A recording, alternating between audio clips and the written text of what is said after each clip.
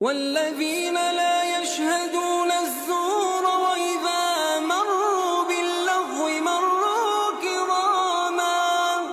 والذين إذا ذكروا بآيات ربهم لم يخروا عليها صما وعميانا